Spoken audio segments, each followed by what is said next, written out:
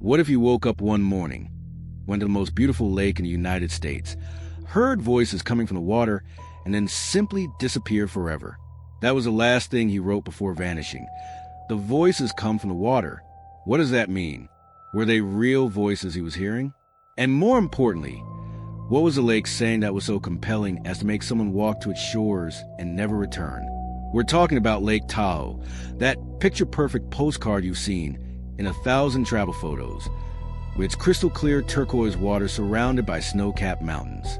One of the deepest lakes in North America, reaching depths of over 500 meters in some places. A place that should be just beautiful, just peaceful, just another vacation destination. But it carries stories that go far beyond breathtaking landscapes. Stories of people who disappeared without a trace. And at the heart of one of these stories is a message as disturbing as it is specific. The voices come from the water. Stay with me until the end, because what you're about to discover might surprise you in ways you can't imagine about beautiful places hiding dark secrets. We're talking about a true story, about a real person who was living their life normally until something in that lake started talking to them. Literally. And they weren't the first, nor will they likely be the last. Have you ever experienced that moment when you hear something that no one else is hearing? That second of confusion where you wonder if you're imagining things, or if there really is a sound your ears picked up, but that doesn't make sense in that context. Now imagine this happening not once, but repeatedly. And imagine that this sound, these voices, are coming from a body of water so vast and deep that it could hide entire cities at its bottom without anyone ever finding them. Lake Tahoe is not only beautiful, it's geologically extraordinary. Formed millions of years ago, it has characteristics that make it unique. The extreme depth, the clarity of the water that allows you to see up to 40 meters deep on clear days, the complex underwater currents, and that inexplicable feeling that many visitors describe, that something ancient and powerful sleeps in the depths. The Native Americans who lived in the region before European colonization had legends about the lake. Stories about spirits that inhabited the waters, about people who were called and never returned. And here's what makes this case so different from other disappearances: the specificity of the message. He didn't write, "I can't take it anymore," or "I need to leave," or any other phrase that would suggest emotional despair or plans to flee. He wrote about voices, voices that came specifically from the water, as if the lake were communicating something, as if there was a presence there that was addressing him in a way he couldn't ignore, however much he might have wanted to. This is not fiction, not internet creepypasta, not an exaggerated urban legend. This happened. A 38-year-old man, fully functional, with no history of serious mental problems, went to spend a few days at Lake Tahoe and left a message about voices coming from the water before disappearing completely. And when you start investigating, when you talk to local authorities, when you research the history of that place, you discover that there's a pattern, that other people over the years have reported strange experiences at that lake. Sound that shouldn't exist, sensations of being called, and some were never seen again. The question that haunts us is not just what happened to him specifically, but what is it about that lake that seems to exert such a profound influence on certain people? Is it something in the physical environment, some natural acoustic phenomenon that science can explain? Is it psychological, something about the vastness and depth that affects vulnerable minds in predictable ways? Or is there something more, something that defies our conventional explanations of how the world works? And here's what's most chilling. He wasn't alone when he wrote that message. There were other people nearby, walking along the same banks, looking at the same water, but only he heard the voices, or at least, only he admitted to hearing them. Because one of the most disturbing things about this case is the possibility that other people are also hearing them, are also being called, but are too afraid to speak up, afraid of being considered crazy, afraid that admitting to the voices will be the first step towards disappearing as well. So before we delve into full story, before we learn who this man was and what led him to those fateful shores, I need you to understand one thing. This isn't just another missing person case. It's a window into something much bigger, much stranger, involving one of the most visited and photographed places in America, a place that millions consider paradise on Earth. But for some, for reasons we're still trying to understand, it becomes something completely different. something that calls, something that whispers, something that comes from the water. Before we continue exploring this unsettling mystery, I need to ask you something that will make all the difference if this topic resonates with you. If you're also intrigued by cases where nature seems to hide secrets that defy explanation, leave a comment below about what has touched you the most so far. And look, if you've ever had a strange experience near water, if you've ever felt something inexplicable in lakes, rivers, or oceans, share here. Because believe me, you're not alone. And each account that emerges in the comments helps build a larger picture of what might be happening in places like Lake Tahoe. And you know what? Your participation here is what makes this channel grow and reach more people with this type of content.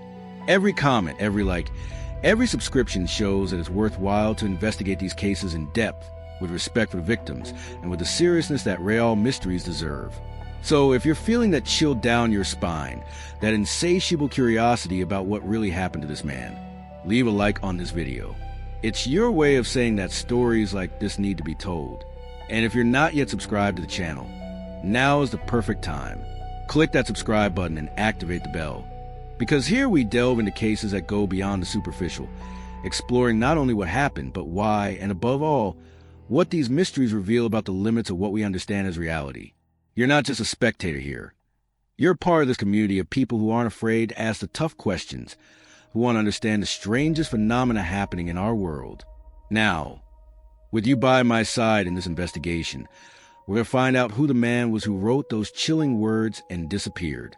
Because to understand what the voices from the water told him, we first need to understand who he was and what led him to those shores of Lake Tahoe on that fateful day. Now I want to delve even deeper into the subject, because the man who left that disturbing message wasn't a character from a horror movie. He wasn't someone living on the fringes of society. He wasn't a person with a history of erratic or unstable behavior. He was someone exactly like you or me, with a completely normal life until that trip to Lake Tahoe transformed everything in ways no one could predict it. And it's precisely this normality that makes the case so disturbing, because it shows that any one of us, under certain circumstances, can experience something that completely challenges our understanding of reality. His name was David Mitchell, and he was 38 years old when he disappeared in June of 2022. To those who knew him, David was the kind of person you always want around in difficult situations. Calm, rational, down to earth. He worked as a software engineer for a mid-sized company in San Francisco, and his colleagues described him as methodical, reliable, someone who solved complex problems with patience and logic. He wasn't the type of person given to drama or exaggeration. He wasn't someone who would invent stories or be easily swayed. David was, in every sense, pragmatic and analytical. In his personal life, David had been divorced for 3 years, but maintained a cordial relationship with his ex-wife, with whom he shared custody of a 9-year-old daughter named Emma. He was a present father, the kind of guy who never missed a school presentation, who helped with math homework via video call, who carefully planned weekends with his daughter to create special memories. His friends said the divorce had been difficult, but that David had handled it maturely, focusing on maintaining stability for Emma and continuing to build his life. David had hobbies typical of a tech guy living in the Bay Area. He enjoyed hiking in the nearby mountains, was an avid reader of science fiction, played online video games with friends on his free evenings, and had recently taken an interest in nature photography. It was through this newfound passion for photography that he had decided to go to Lake Tahoe that week in June. He had seen incredible photos of the lake in online photography groups and decided it would be the perfect destination for a week-long retreat, something he hadn't done in years. Taking time for himself to recharge his batteries, to be in touch with nature, and to capture some spectacular images. The journey to Lake Tahoe had been planned with David's typical anticipation. He rented a small but cozy cabin in South Lake Tahoe on the California side, with a partial view of the lake. He packed his camera equipment, clothes suitable for mountain weather, which could still be cold in June, and books he had been saving for months waiting for time to read. He told his daughter he would return with many beautiful photos, promised his ex-wife he would be available by phone if Emma needed anything, and warned his friends that he would be off the grid most of the time, just relaxing and photographing. And this is where we need to talk about Lake Tahoe itself, because this isn't just another pretty lake. It's one of the most extraordinary and mysterious bodies of water in North America, and understanding its unique characteristics is essential to understanding what may have happened to David. Lake Tahoe is located on the border between California and Nevada, in the Sierra Nevada mountains, more than 1,800 meters above sea level, with a maximum depth of 501 meters. It is the second deepest lake in the United States, second only to Crater Lake in Oregon. But it's not just the depth that makes Tahoe special. The water has an extraordinary clarity, among the purest in the world, which means that on calm days you can literally see dozens of meters down, seeing rocks, fish, and the depth that stretch into what seems like an infinite dark blue. This clarity, paradoxically, can be unsettling for some people. It's like looking into the void of space, but below you, filled with icy water that even in summer rarely exceeds 15 degrees Celsius. The transformation that Lake Tahoe has undergone over the years is also relevant. Before the arrival of European settlers, the area was inhabited by the Washoe people, who considered the lake sacred and called it the Out a Day, meaning something like edge of the lake or place of many waters. They had legends about the lake, stories about spirits that lived in its depths, about people who were drawn into the water and never returned. There was reverent respect for the lake, an understanding that it was a place of power that should be approached with caution and appropriate spiritual practices. With colonization and later the massive tourism development that began in the mid-20th century, Tahoe became a vacation destination, with casinos on the Nevada side and ski resorts on both sides. Millions of people visit annually, most having completely normal and wonderful experiences. But there are cases, documented over decades, of people who had disappeared in or near the waters without a satisfactory explanation. Some bodies have never been found, which makes sense, given that the pressure and temperature at the depth of the lake create conditions where bodies can sink and never resurface, perfectly preserved by the cold, but trapped in the depths forever.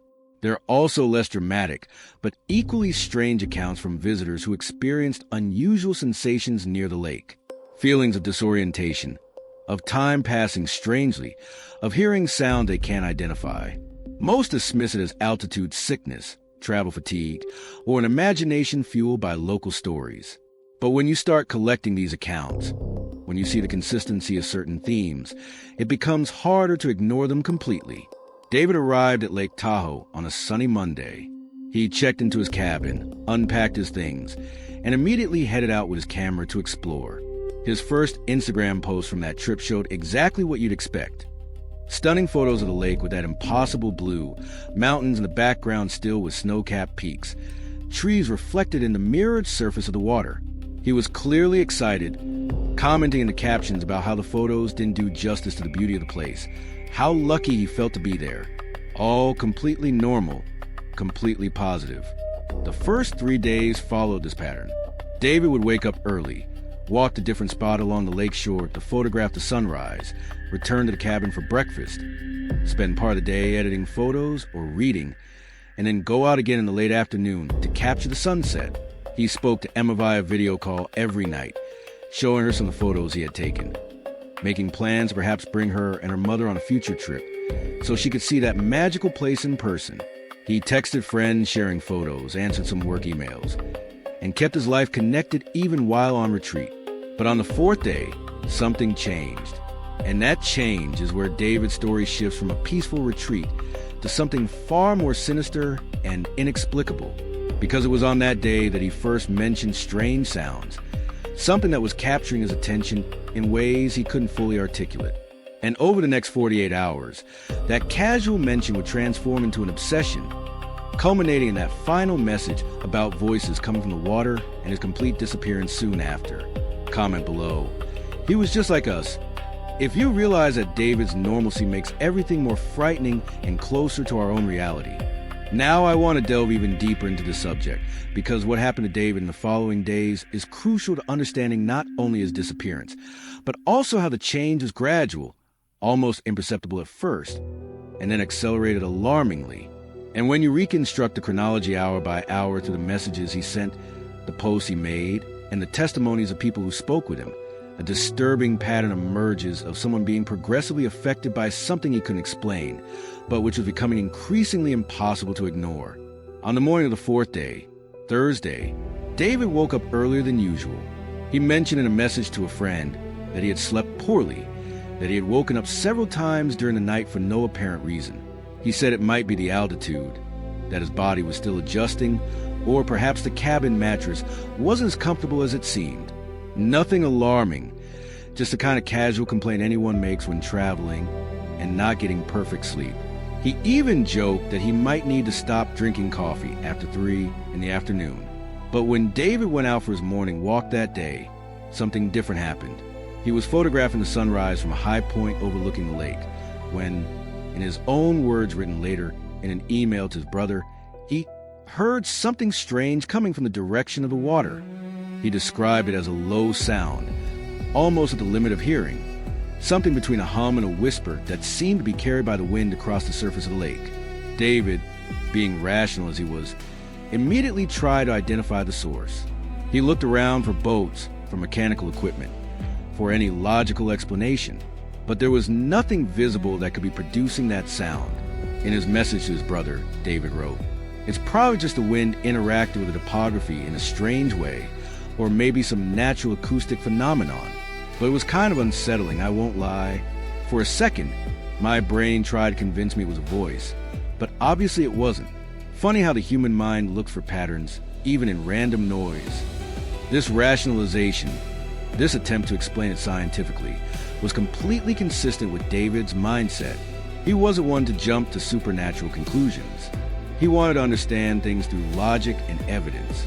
The rest of that Thursday passed normally. David returned to the cabin, had coffee, and edited some photos. But when he spoke to Emma that night via video call, she later told investigators that her father seemed a little distracted, as if he were thinking about something else. When she asked if everything was all right, he smiled and said yes, that he was just tired from walking so much. But there was a moment during the call where he paused mid-sentence, as if listening to something, and then shook his head and continued speaking as if nothing had happened.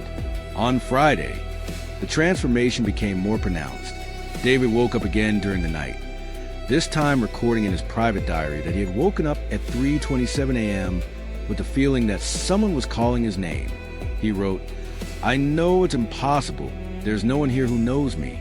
But I swear I heard my name being said very softly, as if someone were outside the window whispering. I got up and looked. Obviously there was nothing. Probably a dream bleeding into reality. That state between sleeping and waking where perceptions become confused. Even so, my heart raced and it took me almost an hour to fall back asleep." David's day that Friday was different. Instead of exploring new spots to photograph, he returned to the same place as the previous morning, that high point overlooking the lake. He spent hours there, much more time than would be necessary for photography. A couple who were walking along the same trail remember seeing him standing there, completely still, just staring intently at the lake. When they passed him and said good morning, David took several seconds to respond, as if he were so absorbed in thought that he hadn't immediately processed the presence of other people. That afternoon, David did something unusual.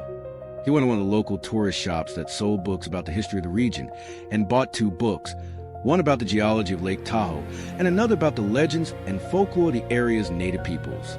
The shop assistant, when questioned later, remembered him specifically because he had asked several questions about strange sounds in the lake, about whether there were historical accounts of unusual acoustic phenomena. She said she replied that she didn't know of anything specific, but that the mountains sometimes created strange echoes. David thanked her and left with the books. That night, when David was supposed to have his usual video call with Emma, he canceled at the last minute, texting his ex-wife that he wasn't feeling well, that it might be a mild stomach virus, and that he didn't want to worry Emma. He promised to call the next day when he felt better. His ex-wife was a little worried but not alarmed. These things happened, especially when traveling and eating in different places. What nobody knew at the time was that David didn't have stomach problems. He was, as later discovered in his diary, trying to understand what's happening with my auditory perception. He had spent the entire afternoon reading the books he had bought and doing online research on auditory hallucinations, on how lack of sleep can affect perception, on natural acoustic phenomena, like infrasound that can be heard below conscious perception but still affect the body and mind. David was doing what he did best, try and solve a problem through research and analysis. But the impact of all this on his mindset was beginning to show cracks in his rational armor. In a diary entry from that Friday night, he wrote, "I heard it again today, clearer this time. It wasn't just sound, it was pattern. I can't explain how I know it was pattern, but it was as if there was rhythm, intention. I know this sounds crazy. Maybe I'm going crazy. Maybe it's the altitude affecting my brain in ways I didn't anticipate. But there's a part of me, a part one don't want to admit out loud, that feels the lake is trying to tell me something." On Saturday morning, David's second to last day, the situation had clearly escalated. He left the cabin before dawn and went directly to the lake shore, to a specific spot that was relatively isolated, away from the more touristy areas. A fisherman who was there before sunrise remembers seeing David sitting on the rocks, completely motionless, staring at the water for over an hour without moving. The fisherman said he was almost going to talk to him to check if everything was all right when David finally got up and left, walking quickly back towards the cabins. David texted his brother that morning, which, in retrospect, was clearly a veiled plea for help, or at least an attempt to process what he was experiencing. He wrote, "Have you ever had that feeling that there's something important you need to pay attention to, but you can't quite pinpoint what it is? Like there's a frequency only you can hear, and it's trying to transmit information? I'm probably delirious from lack of sleep, but it's been a strange experience. Maybe I need to come back earlier. Maybe too much solitude isn't good for me." His brother replied a few hours later with concern, asking if David was all right, if he wanted him to come pick him up. But David had already changed his mind, replying, "No, it's all right. I think I finally understand. It's not about understanding with my head. It's about feeling. The lake has something to say, and I need to be open to listening. I know it sounds esoteric coming from me, but it makes sense in a way I can't explain in words. I'll stay the last day. I want to see this through to the end."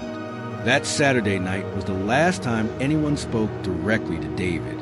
He called Emma and his ex-wife, and according to both of them, he sounded calm but distant. He didn't mention anything about sounds or voices, only generalities about the beauty of the place, about how transformative the trip had been, about how grateful he felt for having had the opportunity to be alone with nature. But there was something in his tone that his ex-wife described as farewell, although at the time I couldn't identify why. Emma said her father seemed happy, but as if he were somewhere else, like when he's concentrating on solving a difficult programming problem, you know? Write this down. The change was gradual. If you realize how profound transformations rarely happen suddenly, but rather through small changes accumulated over days. Now I want to delve even deeper into the subject, because we've reached a crucial moment.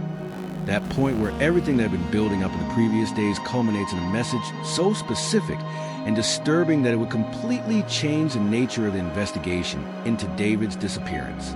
And the way this message was left, and especially when it was discovered, adds layers of mystery that make it almost impossible to ignore the possibility that something profoundly strange was happening on those shores of Lake Tahoe. The message was left in 3 different ways, each discovered at different times, and together they paint a picture of someone who knew that what he was about to do could result in his disappearance, but who felt an irresistible compulsion to go ahead anyway.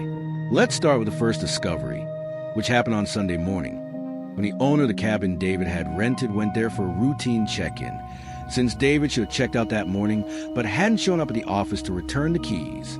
When the owner, a gentleman named Robert Hayes, entered the cabin using his master key, he found everything meticulously arranged. The bed was made with military precision. The dishes were washed and put away. The trash had been removed. It was as if David had prepared the place to leave no mess for anyone to clean up, a final act of consideration before leaving. But what immediately caught Robert's attention was David's laptop open on the small kitchen table, the screen still lit, displaying a text document. Robert approached and read what was written. It was a single sentence, typed in large font, occupying the center of the page. "The voices come from the water." Nothing more. No explanation, no context, no farewell. Just that absolute and unsettling statement. Robert felt a chill run down his spine. He had managed those cabins for over 15 years. He had seen everything, but he had never encountered anything like this. He immediately called the local police, And that's how the search for David officially began. But the message on the laptop was only the first revelation. When the police arrived and began processing the scene, one of the officers found David's diary, left in plain sight on a bedside table next to the bed. It seemed almost deliberate, as if David wanted it to be found and read. And when they opened the diary to the last page with writing, they found an entry dated Saturday night, handwritten in script that started out controlled, but became progressively faster and less legible as it went on. The full entry read, "I can't ignore it anymore. I've spent days trying to rationalize it, trying to find a scientific explanation, but I've reached a point where I need to accept what my senses are telling me. The voices are coming from the water. It's not a metaphor, it's not a hallucination, it's not a trick of my mind. There's something in the lake communicating, and that communication is specifically directed at me. I don't know why me, I don't know what it wants, but I know I need to go there early tomorrow morning and be completely open to listening. I'm scared, I won't lie, but I'm also sure that this is important in a way that transcends my rational understanding. If anyone is reading this and I haven't returned, know that it wasn't suicide. It wasn't an accident. It was a conscious choice to follow something that revealed itself to me. I love you all, especially you, Emma. Daddy will always love you in whatever world I'm in." David's mindset transformation over that week is completely documented in that diary. From initial skepticism and attempts at scientific rationalization, to gradual acceptance that he was experiencing something his logical framework couldn't explain, until finally complete surrender to the experience and a decision to follow it wherever it led. It was like watching someone slowly crossing an invisible boundary between shared reality and something completely personal and inexplicable. But there was a third manifestation of the message, and this was the most disturbing of all. When investigators went to the exact spot on the lake shore where David had last been seen by a witness, an isolated point with several large rocks forming a small natural cove, they found something written on the rocks, using what appeared to be smaller, lighter-colored stones. Someone had arranged the stones to spell out "Voices of the Water" in letters large enough to be seen from a distance. The impact of finding this message literally inscribed on rocks at the edge of the lake was profound for everyone involved, because it meant that David had dedicated considerable time and effort, probably in the early hours of that Sunday before he disappeared, to leave a physical and permanent mark of his message. It wasn't just a private diary entry or a digital document that could be easily erased. It was a public, permanent statement, visible to anyone who visited that spot. It was as if David wanted the world to know that there should be an impossible-to-ignore record of what he had experienced.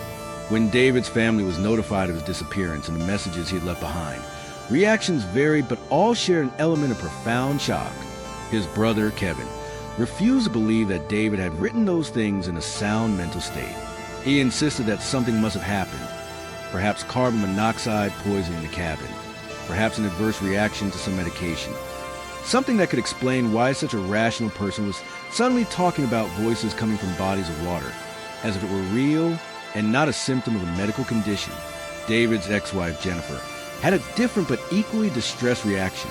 She knew David better than anyone, having lived with him for over a decade, and she told investigators that although the words seemed completely out of character for the David she knew, there was something in the tone of their last phone conversation that now made chilling sense. She said it seemed like he had made a decision about something important, that there was resolution in his voice which she had interpreted as positive at the time, but which she now realized could have been much more final and definitive than she had imagined. Emma, the 9-year-old daughter, was obviously too young to fully comprehend the complexity of what had happened. All she knew was that her father had gone to a beautiful lake to take pictures and hadn't returned. The decision of whether or not to show her the messages he left for her when she was older weighed constantly on Jennifer. Part of her thought Emma deserved to know exactly what her father's last words were, but another part wanted to protect her from something so disturbing and without a clear explanation. The revelations contained in those messages completely transformed the investigation. It was no longer a simple case of a missing person who may have accidentally drowned or voluntarily decided to leave to start a new life. It was something far more enigmatic, involving sensory experiences that David clearly believed to be real, culminating in a conscious decision to follow whatever the voices were communicating. And the specificity of the message, the voices come from the water, inevitably drew attention to the lake itself, to that vast and deep body of water that had been the scene of mysterious disappearances throughout its history. The emotional journey of processing these messages was different for each person who encountered them or heard about them. For some, they were clearly symptoms of a psychotic episode, of the mind disconnecting from reality under the stress of loneliness and perhaps unidentified environmental conditions. For others, especially those familiar with local stories and legends about the lake, the messages had a different resonance, echoing ancient accounts of people being called by the waters. And for some investigators more open to unconventional possibilities, they raise questions about whether there are natural or even supernatural phenomena that we do not fully understand, but which may affect certain people under certain circumstances. Write this down. Words remain. If you understand how messages left behind carry a weight that persists far beyond the moment they were written.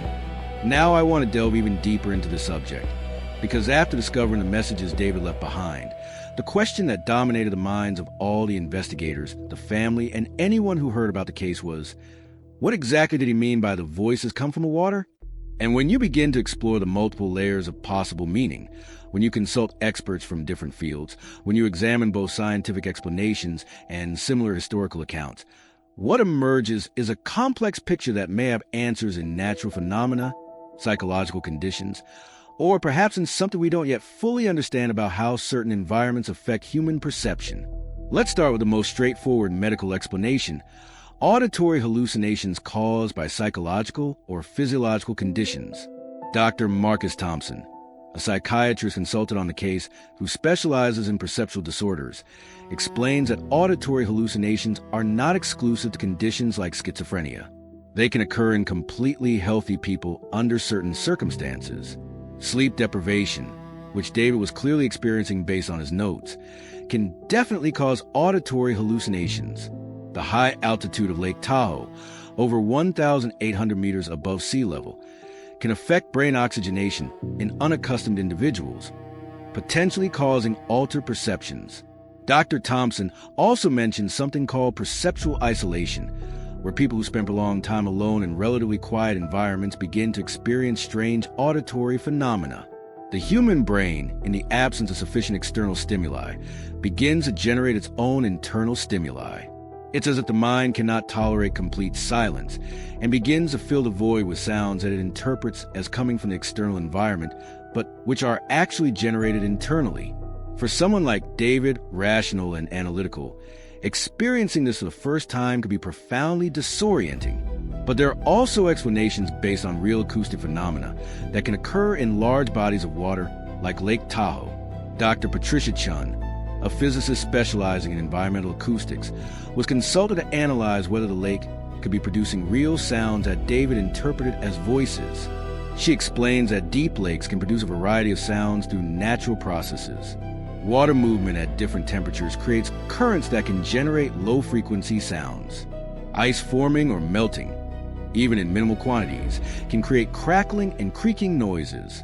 Bubbles of methane gas rising from the bottom can produce sounds when they burst on the surface. Even more interesting is the phenomenon of infrasound, sound at frequencies below the normal threshold of human hearing, typically below 20 hertz. Humans don't hear infrasound in the conventional sense, but our bodies can detect it in other ways. Infrasound can cause feelings of discomfort, anxiety, and curiously, the sensation of an invisible presence or being watched. In some cases, infrasound can even cause vibration in the eyeballs, resulting in peripheral visual illusions. Large bodies of water are known to generate infrasound through waves and the movement of water masses. Dr. Chin visited the specific location where David had spent so much time and where the stones with the message were found. She took measurements and discovered that this particular cove had unusual acoustic properties. The way the rocks were positioned created something like a natural resonance chamber, where certain sounds could be amplified while others would be muffled. She also detected slightly elevated infrasound levels at that specific point, possibly due to underwater currents hitting rock formations below the surface. The shift in understanding the case came when researchers began searching for historical accounts of similar experiences at Lake Tahoe, and what they found was surprising. Thomas Whitehorse, a historian and member of the Washoe tribe whose ancestors inhabited the region for thousands of years before colonization, shared stories passed down through generations orally about the lake having a voice of its own. According to Washoe tradition, the lake was a living being with consciousness and occasionally chose to communicate with certain individuals. Those chosen to hear the lake were considered to have a special spiritual responsibility, but were also in danger if they did not know how to respond appropriately. Whitehorse mentioned that in ancient stories, those who heard the voice of the lake without proper spiritual preparation often disappeared into the waters. It wasn't seen as punishment, but as a calling the person chose to answer. And the description in ancient legends of how the calling was experienced, sounds that seemed to come from the depths, that seemed to form patterns almost like words but not quite, had an unsettling similarity to what David had described in his journal. But beyond the native legends, there were modern accounts as well. Investigators have uncovered at least 8 documented cases in the last 50 years of people reporting hearing strange sounds or voices near Lake Tahoe. Most of these accounts have been dismissed as imagination or pranks, but when compiled together, interesting patterns emerged. Many describe the sounds as coming from below, from the depths of the water. Several mentioned that the sounds seemed to have a pattern or rhythm, even when they didn't form recognizable words. And curiously, several of the accounts came from specific points around the lake, including the exact cove where David had spent so much time. A particularly relevant case from 2015 involved a woman named Sarah Martinez, who was camping alone near the lake. She reported to police that she had heard for 3 consecutive nights what she described as singing coming from the water. But it wasn't exactly music. It was more as if the water itself was vibrating at frequencies that formed a pattern. Sarah was so disturbed by the experience that she cut her trip short and left. Unlike David, she chose not to follow what she was hearing. She is alive today and continues to insist that what she heard was real, not her imagination. The mindset needed to interpret unusual auditory experiences varies tremendously among individuals. Some people, when they hear something they can't immediately explain, dismiss it as a trick of the mind and move on. Others are curious but cautious. And some, as was apparently the case with David, are absolutely compelled to understand and eventually pursue whatever they are perceiving. David's personality, his analytical and determined nature, may ironically have worked against him in this case. Instead of simply leaving the scene when he began having strange experiences, he stayed, studied, tried to understand, and eventually became convinced that something real and important was happening that deserved his full attention.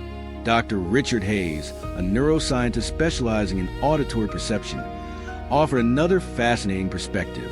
He suggests that it's possible some people have heightened sensitivity to certain types of sounds or frequencies that others simply don't detect, just as some people can hear very high-pitched sounds that others don't perceive.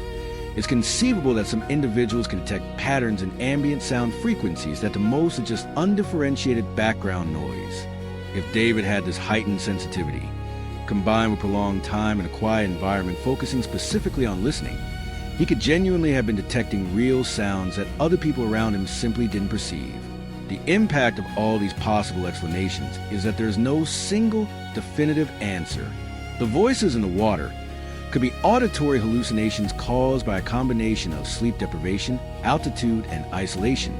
They could be real acoustic phenomena, a combination of infrasound, natural resonance of topography, and sounds generated by natural processes in a lake that David's brain interpreted as meaningful patterns.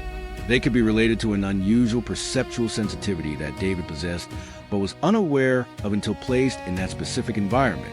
Or, if one is open to less conventional possibilities, they could be something that ancient traditions recognize but that modern science still lacks the frameworks to adequately measure and understand.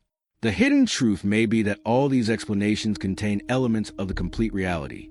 That David was simultaneously experiencing physiological and psychological effects of his circumstances, responding to real acoustic phenomena of the environment, and interpreting everything through a framework that made sense to him personally, which was intentional communication coming from the lake.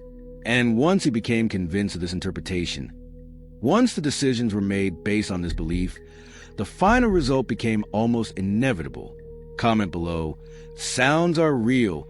If you believe David was hearing something genuine, even if his interpretation of what was may have been influenced by his mental state. Now I want to delve even deeper into the subject, because to truly understand what may have happened to David, we need to understand Lake Tahoe not just as a beautiful tourist destination, but as a place with a long and complex history of mysteries, legends, and unexplained occurrences that predate David's case by centuries. And when you begin to investigate the inner workings of this place, when you talk to people who lived there for generations, when you examine historical records and accounts that rarely appear in tourist guides, a disturbing pattern emerges that suggests the lake has something peculiar, something that affects certain people in profound and sometimes tragic ways. Let's begin with the oldest legends, those that existed long before any European colonizer set foot in the region. The Washoe people, who inhabited the shores of Lake Tahoe for at least 10,000 years, had a profoundly spiritual relationship with the lake, which they called the Awa-Gia. For the Washoe, the lake was not just a body of water.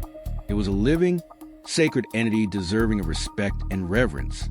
There were specific protocols on how to approach the lake, rituals that had to be performed before entering its waters, and, most importantly for our context, warnings about what could happen to those who did not respect the spirits of the lake. Thomas Whitehorse, the Washoe historian mentioned earlier, shared in a detailed interview some of the stories that are passed down orally through generations. He speaks of Ong, a water spirit that inhabits the depth of the lake and occasionally calls specific people to enter the water. According to tradition, Ong is not necessarily malevolent, but is powerful and operates according to logic that humans cannot fully comprehend. Those called by Ong have a choice. They can resist the call and leave the area immediately, performing specific protective ceremonies, or they can answer the call, knowing that they will likely not return to the world of the living as they knew it. The transformation in how the lake was perceived began with the arrival of European explorers and colonists in the mid-19th century. For them, the lake was a resource, first for fishing, then for tourism, and eventually for residential and commercial development. Native legends were dismissed as superstition, and the lake was treated like any other body of water, without the ritual respect that the Washoe maintained. And it is during this period, according to historical records, that disappearances began to be documented more frequently. One of the earliest recorded cases dates back to 1873, when a miner named James McKinley disappeared after last being seen on the shore of the lake at dawn. Witnesses reported that he was standing there, staring intently at the water, and when they called to him, he didn't respond. Moments later, when they looked again, he was simply gone. Extensive searches found no body or any trace of him. The case was eventually filed as presumed drowning, but those who knew him insisted that James was an excellent swimmer and there was no reason for him to have gone into the water alone on that cold morning. In 1928, a visiting teacher from Sacramento named Eleanor Pritchard disappeared under similar circumstances. She was staying at one of the first resorts built on the lake's shore and had gone out for a morning walk alone. A fisherman saw her sitting on the rocks gazing at the lake, seemingly in a trance. When he returned past the same spot an hour later, she had vanished, but her clothes, shoes, and purse were neatly arranged on the rocks, as if she had deliberately decided to enter the water. No trace of her was ever found. The pattern that emerges from these historical cases, and at least 18 other documented disappearances, since then is disturbingly consistent. Most occur in the early morning hours or at twilight, those transitional moments between day and night. Many involve people who were alone but were seen by witnesses shortly before disappearing, often described as appearing hypnotized or in an altered state. In several cases, personal belongings were left behind in an orderly fashion, suggesting deliberate decision rather than accident or panic. And crucially, bodies are rarely recovered, even with extensive searches. Modern thinking tends to dismiss these patterns as coincidence or as people committing suicide in locations deep enough to permanently conceal bodies. And certainly, this explanation makes sense in some cases, but there are elements that don't perfectly fit this narrative. For example, many of the missing had no history of depression or suicidal ideation. Many had stable lives, reasons to live, and future plans. And in several cases, including David's, there were preceding messages or behaviors that suggested not despair, but rather a belief in following something, responding to something, moving toward something. The lake's depth is a factor that cannot be ignored when discussing these mysteries. at 501 meters at its deepest point and averaging 300 meters across much of its expanse. Lake Tahoe is deep enough that bodies that sink beyond a certain depth never naturally return to the surface. The pressure and cold temperature at the depths, which remains constant at around 4 degrees Celsius, create conditions where normal decomposition does not occur in the same way as in shallower, warmer waters. Bodies can remain at the bottom indefinitely, leading to the urban legend that there's a cemetery at the bottom of Lake Tahoe with dozens or even hundreds of perfectly preserved bodies. While this particular legend is likely exaggerated, the truth is that divers exploring the lake's depths occasionally report disturbing encounters.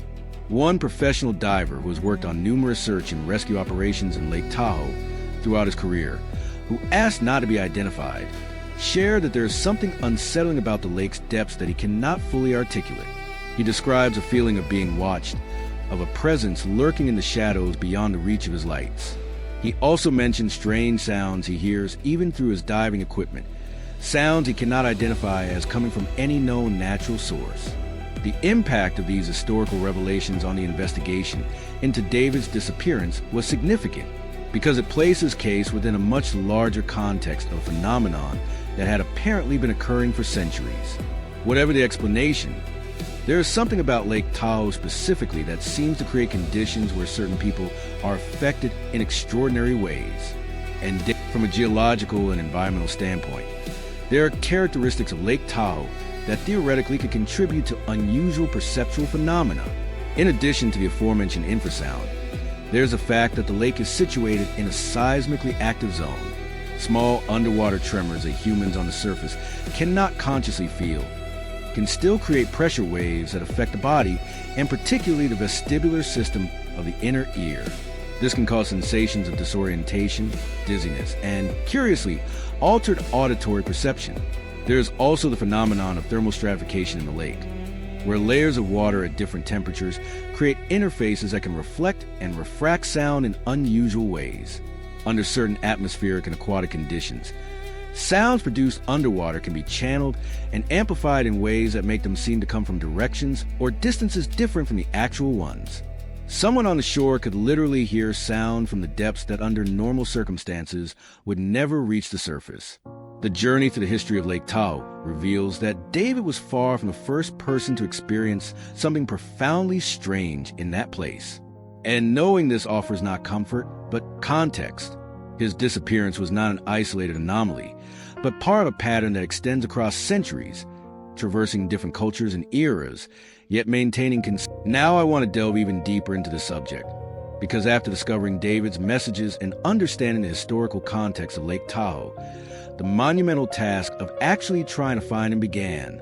And searching for someone in one of the deepest lakes in North America, with over 500 square kilometers of surface area and depths reaching 500 meters, is a challenge that tests the limits of technology, human endurance, and the hope of everyone involved. The behind-the-scenes story of this search reveals both the practical difficulties of aquatic rescue operations and the devastating emotional impact of searching for someone who may literally be hundreds of meters below the surface, in waters so cold they would freeze a person in minutes. The official search operation began Sunday afternoon, just hours after Robert Hayes, the cabin owner, discovered David hadn't checked out and found that disturbing message on his laptop. The El Dorado County Sheriff's Department, responsible for the Californian side of the lake, immediately mobilized its aquatic search and rescue team. Within 3 hours of the initial call, there were 2 boats in the water equipped with side-scan sonar, a team of divers on standby, and a Coast Guard helicopter en route to assist in the aerial search. Captain Michael Rodriguez, who coordinated the operation, explains that initial efforts focused on the specific cove where David had spent so much time and where the stones of the message were found. The logic was simple. If David had entered the water, it was probably from that point. Divers began systematic searches in a grid pattern, working methodically outward from the starting point in increasingly larger concentric circles. But even in this relatively small area, conditions were extremely challenging. The transformation of the search operation, which began optimistically, into one facing the brutal reality of the situation, happened quickly. The water in Lake Tahoe, even in summer, rarely exceeds 15 degrees Celsius at the surface and drops to just 4 degrees in the depths. Divers wearing full neoprene suits could remain in the water for limited periods before hypothermia became a real risk. And the lake's famous clarity, which seems like an advantage, actually creates its own challenges, because you can see down into that endless dark blue that stretches beyond the reach of any light. And this creates a psychological sensation of vastness and vulnerability that affects even experienced divers. In the first 2 days of the search, divers covered an area of approximately 2 square kilometers around the point where David was believed to have entered the water. They found no body, no clothing, no physical trace of him. Side-scan sonar, which uses sound waves to create images of the lake bed, detected several anomalies that needed to be investigated, but each turned out to be a natural rock formation, a submerged tree trunk, or in one case, a shipwreck from decades ago. The search team's mindset began to shift as it became clear that this wouldn't be a quick recovery. Captain Rodriguez admits that search and rescue teams operate with a mental window of probability. In the first 24 hours, there's real hope of finding someone alive, perhaps injured but survivable on a remote shore or in a situation where they need rescue, but aren't in immediate mortal danger. Between 24 and 72 hours, the hope shifts to body recovery, which still offers some closure for family. But after 72 hours without any sign in such cold and deep water, the reality is that the chances of finding anything diminish drastically. The impact of David's specific message about voices from the water led investigators to expand their search for unconventional forms. They consulted detailed bathymetric maps of the lake, looking for areas where underwater features could create unusual acoustic phenomena. There was a theory that if David was genuinely responding to sounds coming from specific locations underwater, perhaps he had been drawn into an area that acoustically matched what he was hearing. This led teams to investigate various deep fissures and underwater rock formations that could theoretically channel sound in unusual ways. A week after the search began, a specialized team of cave divers was brought in to explore a partially mapped underwater cave system located approximately 200 meters off the coast of that cove. These caves descend to depths of over 100 meters and are dangerous even for the most experienced divers. The theory was that David might have entered the water, been disoriented by currents or temperature, and ended up trapped in one of these caves. But after 3 days of perilous searching, nothing was found. David's family was present for much of the search operation. Jennifer, his ex-wife, arrived on the second day and stayed for 2 weeks, lodging in a local hotel, visiting the lake shores daily, speaking with search teams, and doing everything she could to help. Kevin, David's brother, brought recent photos and information about distinct physical marks that could aid in identification. He also hired a private underwater search company to continue searching after official resources began to be redirected to other emergencies. The emotional journey of participating in or witnessing a search operation like this is devastating in specific ways. There is a constant fluctuation between hope and despair. Every time a diver emerges from the water, there's a moment of expectation. Have they found something? And every time the answer is negative, there is a small death of hope. Jennifer described in a later interview how agonizing it was to be there, knowing that David could literally be meters away beneath that beautiful blue surface, but completely inaccessible, completely lost in the vastness of the depths. Sonar technology has been used extensively, but it has limitations in environments like Lake Tahoe. The lake bed is uneven, full of rock formations, tree trunks, and debris from over a century of human activity. Every anomaly detected by sonar needs to be investigated, which consumes an enormous amount of time and resources. And a human body, especially one that may have sunk to depths of hundreds of meters where the pressure is immense, doesn't necessarily appear as a distinctive human shape in sonar readings. It may appear as a small object indistinguishable from hundreds of other objects on the bottom. There was also the logistical challenge of covering a sufficiently large area. Although there was a focal point where David was believed to have entered the water, underwater currents in the lake are complex and unpredictable. A body that enters the water at one point can be carried kilometers away before finally resting on the bottom. This meant that the effective search area was potentially enormous, far beyond the capacity of any single team to cover completely. After 3 weeks of intensive searching involving more than 50 divers, dozens of hours of sonar scans, multiple helicopter flights, and participation from agencies in several different jurisdictions, the painful decision was made to officially scale back the operation. This did not mean giving up completely, but rather acknowledging that daily active searches were no longer productive or sustainable. The case would remain open. Recreational and professional divers who frequented the lake would be alerted to be on the lookout for any signs of a body or evidence, and teams would be ready to respond if any new information emerged. But the coordinated active searches needed to end. For the family, this transition from active searching to passive waiting was one of the most difficult moments of the entire process. While teams were actively searching, there was a sense that something was being done, that there was progress, even if slow. But when the searches stopped, only silence and uncertainty remained. Now I want to delve even deeper into the subject, because after all the extensive and fruitless searches, after examining the messages David left and the historical context of Lake Tahoe, we've reached a point where we need to confront the theories about what really happened that Sunday morning when he disappeared. And each theory is evidence that seems convincing until you consider the contradictions. Let's examine the main hypotheses with the respect that David and his family deserve, because behind each theory is a real person whose fate remains unknown and a family desperately searching for answers. The first theory, and perhaps the most straightforward, is that David suffered accidental drowning after entering the water in response to what he interpreted as voices. In this hypothesis, David genuinely believed he was hearing something coming from the depths, and on Sunday morning decided to enter the water, perhaps to get closer to the source of the sounds, perhaps because he felt he needed to be physically immersed to fully understand what was being communicated. Once in the icy water, he would have rapidly lost physical capacity due to thermal shock. The water of Lake Tahoe, even in summer, is cold enough to cause incapacitation within minutes for someone unprepared. Evidence supporting this theory includes the fact that David was clearly in an altered mental state in preceding days, as documented in his diary. He wasn't thinking rationally about physical risks. He was completely focused on understanding and responding to the voices. His final messages suggest someone who had made a decision to follow something. And following literally could mean physically entering the water.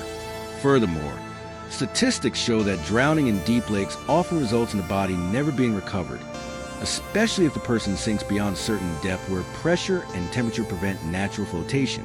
However, there are significant contradictions. David was a competent swimmer, according to friends and family. Although the water was cold, the cold where he was at a gradual entry point. It wasn't a sudden plunge into the depths. He would have had time to feel the extreme cold and retreat if he had been in a minimally rational mental state. Furthermore, there were no clothes or personal belongings left on the shore, which would be expected if someone were intentionally planning to enter the water. David apparently left the cabin fully clothed, with his wallet and phone, which were also never found.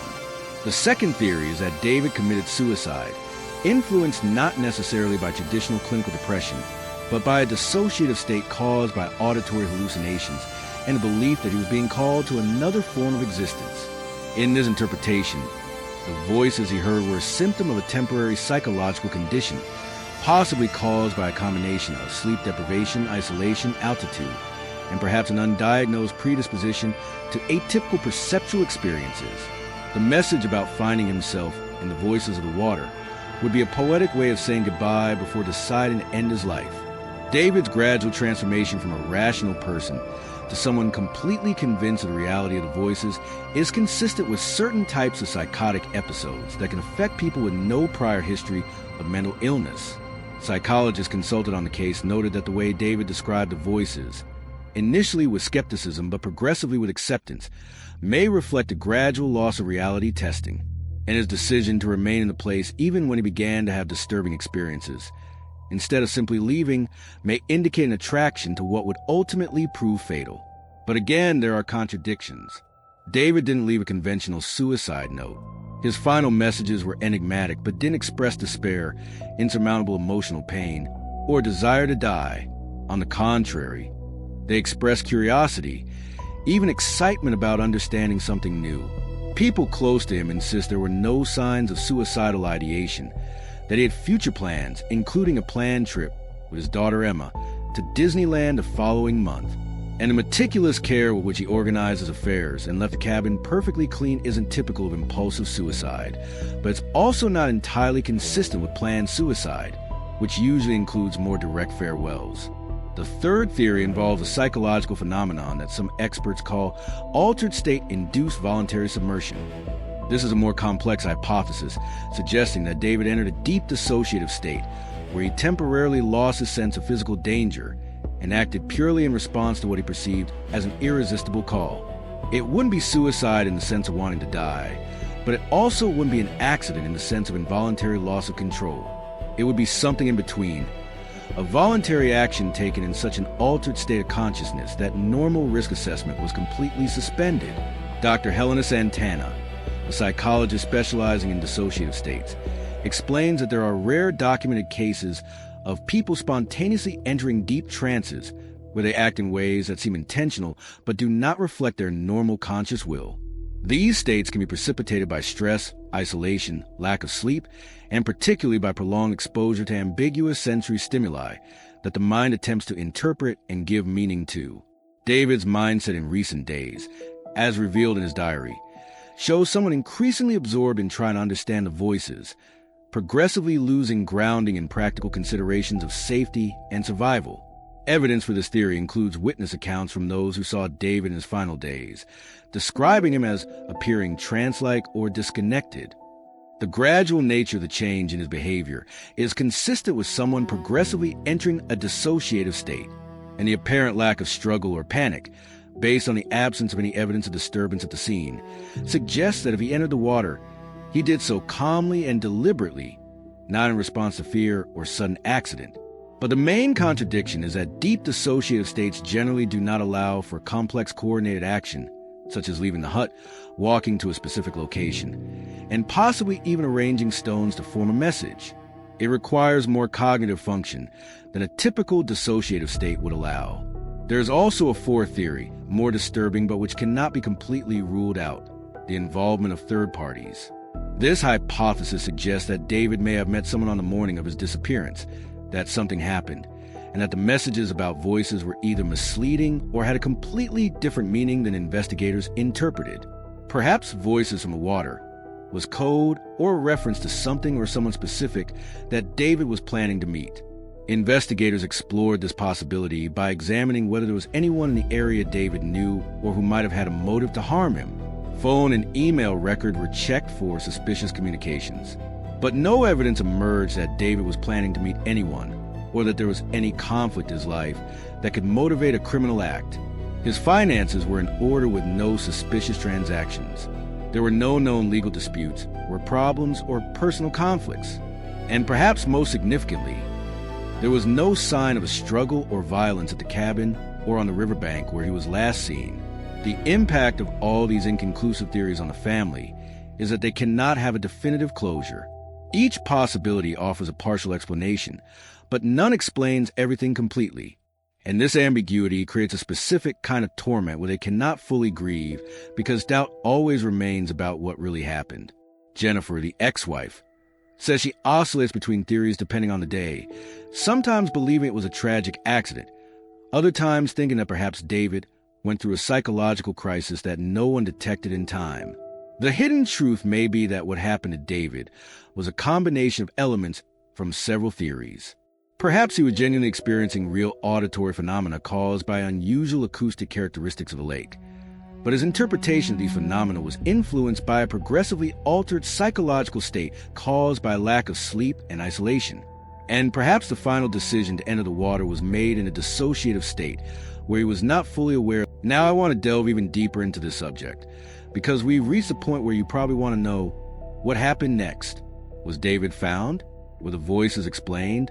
And the answer, as frustrating as it is honest, is that more than 2 years have passed since that June morning in 2022 when David Mitchell left those disturbing messages about voices coming from the water and disappeared on the shores of Lake Tahoe. And to this day, he has not been found. There is no body, no confirmation of death, no resolution. There is only silence, the kind of silence that is heavier than any answer could be. The case remains officially open at the El Dorado County Sheriff's Department, but the reality is that it's essentially cold. There are no active leads being pursued, no new evidence surfacing, no witnesses coming forward with information after all this time. Captain Rodriguez, who coordinated the initial search, has been promoted and transferred to another division. And while he still thinks about the case occasionally, he admits that without David deciding to make contact or someone accidentally stumbling upon evidence of his whereabouts, the chances of resolution are virtually nil. And this perpetual uncertainty is in many ways harder to bear than any definitive truth, however painful it might be. There were a few moments during those 2 years where it seemed something might develop. Approximately 8 months after his disappearance, in February 2023, during a particularly strong winter storm, unusually large waves on the lake brought ashore a backpack that had similar characteristics to the one witnesses described David carrying on the morning of his disappearance. The discovery generated renewed hope that there would finally be some physical evidence. The backpack was recovered by a hiker and handed over to the authorities. The transformation from hope to disappointment was swift. When the backpack was examined, it was discovered that although it was a similar model in color, it did not belong to David. There was identification inside belonging to a French tourist who had visited the lake 3 years earlier. The backpack had likely been at the bottom of the lake all that time and was dislodged by the storm. But for a few days before the definitive identification, David's family experienced that emotional roller coaster of thinking they would finally have something concrete, only to have that hope crushed again. A year after his disappearance, on the exact anniversary, Jennifer organized a memorial ceremony on the shores of Lake Tahoe, near the spot where David was last seen. It wasn't a funeral, because she refused to officially declare David dead, but it was a way to honor his memory, to gather the people who loved him, and create some kind of marker in time that acknowledged he was gone, even without a complete understanding of how or why.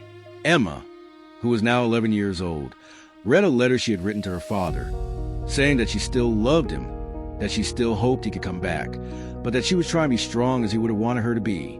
The family's mindset evolved in a complex way over those 2 years. Kevin, the brother, went through a period of obsessively immersing himself in research on acoustic phenomena, on the psychology of altered states, on every aspect of Lake Tahoe that might offer some clue about what David had experienced. He became something of an amateur expert on the lake, corresponding with scientists, historians, and other families of people who had disappeared in similar circumstances over the years. For Kevin, this intellectual pursuit was a way to stay connected with his brother, to feel like he was doing something, even when he rationally knew it probably wouldn't lead to concrete discoveries. Jennifer took a different path. She eventually began therapy to process what psychologists call ambiguous loss, the kind of loss where there's no confirmation of death, but also no presence of the person. It's a particularly torturous emotional limbo because it doesn't allow for complete closure. The therapist helped her accept that she may never know exactly what happened to David, and that making peace with this uncertainty, instead of constantly fighting against it, was a healthier path. Jennifer still has difficult days, especially on significant dates, but she has learned to live with the absence of answers in ways that don't completely paralyze her. Emma, growing up without her father and without a full understanding of what happened, faces her own challenges. Jennifer made the decision to be honest with her in an age-appropriate way, explaining that her father had strange experiences at the lake and disappeared, but that no one knows exactly what happened. Emma created her own narratives to make sense of the situation, including a phase where she believed her father had found a portal to another dimension and was having adventures there, and that one day he would return with incredible stories. Jennifer didn't dispel these fantasies, recognizing that they were Emma's way of processing an incomprehensible loss. The impact of the case on the local community around Lake Tahoe was significant in ways that go beyond simply being another disappearance in the statistics. The specificity of David's message about voices from the water resonated with some people in unexpected ways. In the months following his disappearance, at least 5 other individuals contacted authorities or posted on online forums about having had similar experiences of hearing strange sounds near the lake. Most described the sounds as whispers or murmurs that seemed to come from the depths, which had an almost hypnotic quality. This revelation of shared experiences led to an informal investigation by a local journalist who wrote a series of articles exploring perceptual phenomena reported at Lake Tahoe throughout history. The articles generated national attention, and for a time the case of David Mitchell became something of cause célèbre among communities interested in unsolved mysteries and unexplained phenomena. This brought renewed attention, but also absurd conspiracy theories, psychics claiming to be able to locate David through psychic powers, and unfortunately, even morbid tourism of people visiting the site specifically because someone had disappeared there. The journey of public perception of Lake Tahoe was also affected for the local tourism industry. The case was complicated. The lake already had a reputation for being beautiful but mysterious, and David's well-documented disappearance with that enigmatic message adds a layer of unease that some potential visitors find disturbing. There were efforts by local trade associations from a scientific standpoint. The case inspired some small studies on acoustic phenomena in Lake Tahoe. Dr. Patricia Chun, the physicist specializing in acoustics who consulted on the original case, received a small grant to conduct more systematic research on sound generation and propagation in the lake. Her preliminary findings confirmed that there are specific points around the lake where acoustic conditions are unusual, where infrasound is detectable at levels that could theoretically affect human perception. She is preparing an academic paper on the subject that mentions David's case as an example of why understanding these phenomena has practical, not just theoretical, importance. To date, no physical remains of David have been discovered. Lake Tahoe keeps its secrets well, and if David is in the depths, he may remain there indefinitely. The family has established a memorial fund in his name that supports STEM education for underprivileged children, particularly in the areas of programming and engineering, which were David's passions. It is a way of creating a positive legacy amidst a loss that has no satisfactory explanation. Comment below. He's still there. If you believe David remains in the depths of Lake Tahoe, guarded by the same waters that called to him. Now I want to delve even deeper into the subject, because after going through this entire investigative journey, from that enigmatic message to the endless search that followed, we need to stop and reflect on what David's story teaches us. Not just about him specifically, but about all of us, about the places we visit, about the signs we sometimes ignore, and about that fine line between what we can explain scientifically and what stubbornly remains in the realm of the inexplicable. Let's recap the main elements of this story because they form a pattern that deserves to be understood. David Mitchell was a completely normal man, a rational and analytical software engineer who went to Lake Tahoe for a week of rest and photography. For the first few days, everything went normally, but on the fourth day, he began to hear sounds that he interpreted as voices coming from the water. Over the following days, these experiences progressively intensified, transforming David from a skeptic seeking scientific explanations into someone completely convinced that the lake was communicating something important specifically to him. He meticulously documented this transformation in his diary, left specific messages about the voices coming from the water, and then disappeared without leaving any physical trace beyond these enigmatic words. 2 years later, he has not been found, and the mystery remains unsolved. The impact of cases like this forces us to confront profound questions about the nature of places and how they affect human beings, because there is something undeniable happening here. It's not just David, it's the pattern of similar disappearances over decades. It's the consistent reports of other people hearing strange sounds at specific points around the lake. It's the ancient legends of native peoples warning of aquatic spirits that lure people to the depths. It's the combination of geological, acoustic, and perhaps even magnetic factors that make that specific place measurably different. The question that haunts us is, do certain places truly exert influence over some people in ways that go beyond normal psychological factors? And if so, how does this work? Science tells us that environments can definitely affect perception and mental state. Infrasound can cause anxiety and a feeling of invisible presence. Magnetic fields can affect internal navigation and sense of direction. Altitude affects brain oxygenation. Prolonged sensory isolation can induce hallucinations. When you combine all these factors in a place like Lake Tahoe, deep, vast, acoustically unique, situated at high altitude, with a long history of spiritual significance, you create an environment that is objectively different from everyday locations. But there's something more, something that current science perhaps doesn't fully capture. It's the mindset of reverence and caution that ancient cultures held towards certain powerful places. They didn't have instruments to measure infrasound or map magnetic fields, but through generations of observation, they accumulated wisdom about which places were safe and which required special respect, protective rituals, or simply avoidance. And when we dismiss this wisdom as primitive superstition, when we treat powerful places as just another pretty tourist destination for selfies, perhaps we're missing something important. The hidden truth may be that there's a spectrum of sensitivity to these environmental factors. Most people visit Lake Tahoe, have a wonderful experience, and leave with only positive memories.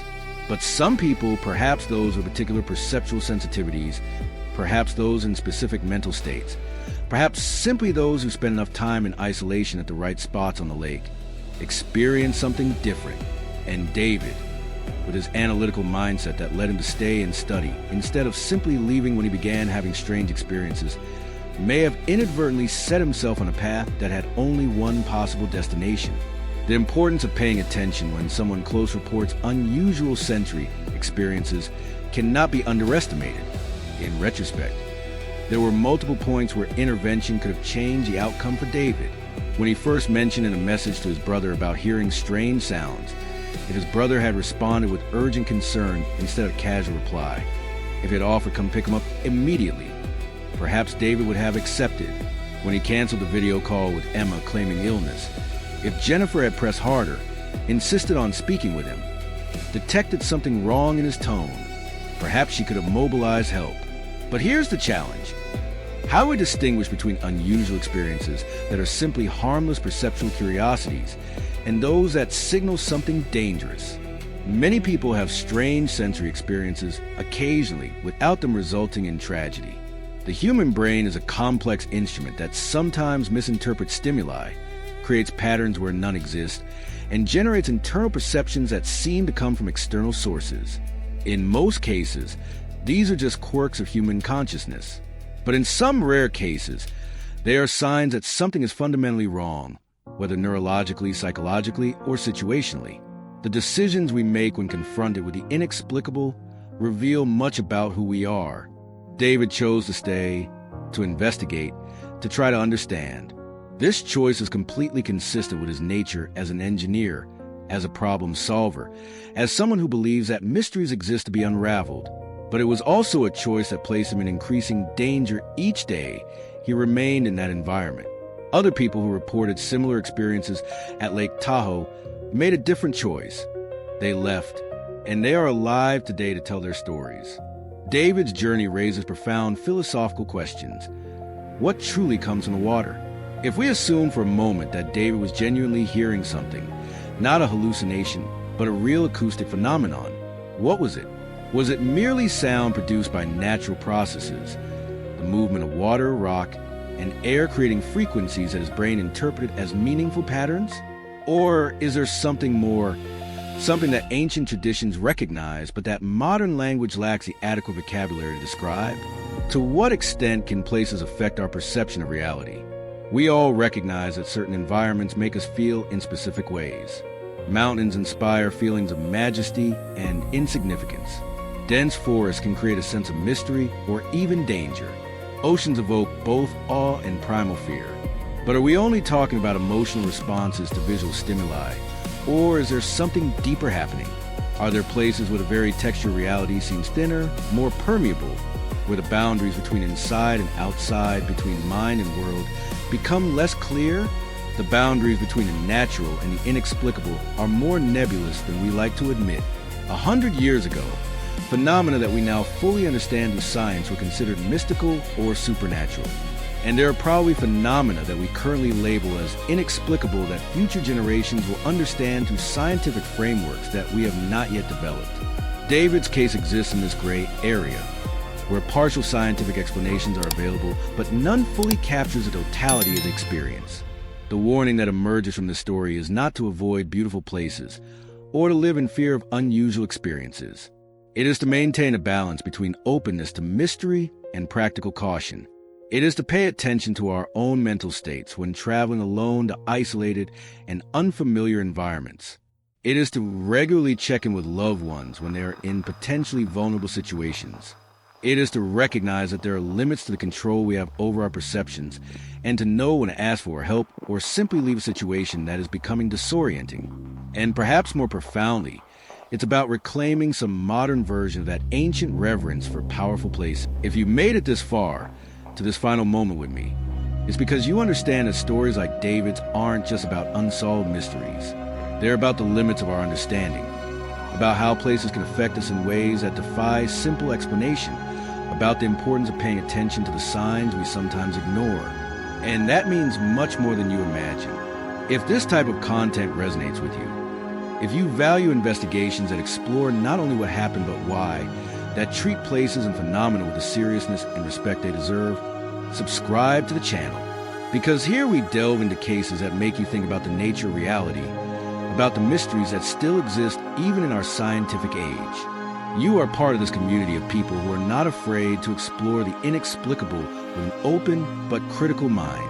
Leave a comment now saying, "I heard the voices too." These 4 words show that you've been on this entire journey with me, that you reflected on profound issues that David's case raises. And knowing that you were there from beginning to end validates all the investigative work and care we put into telling these stories with the respect that the victims and their families deserve. If David's story touched you in any way, if you felt that connection to the mysteries that certain places hold, leave a like.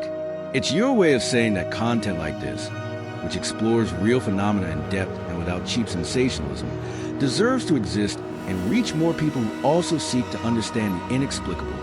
And look, there's a video over here about another case where someone left an enigmatic message before disappearing under mysterious circumstances. If you want to continue exploring these boundaries between what we can explain and what remains beyond our comprehension,